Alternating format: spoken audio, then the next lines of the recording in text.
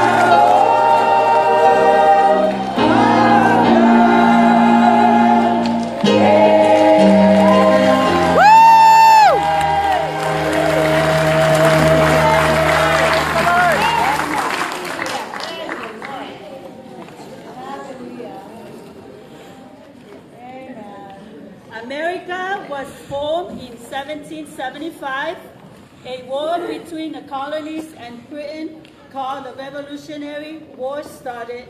And this war started because the American colonies were upset over changes in British policy. On July 4, 1776, people from the 13 colonies created the United States Declaration of Independence. Amen. Hallelujah. Yes, amen. The 16th President of the United States of America, Abraham Lincoln. On January 1st, 1863, issued the Emancipation Proclamation that declared forever free those slaves within the Confederacy. President Abraham Lincoln never let the world forget that Civil War involved an even larger issue.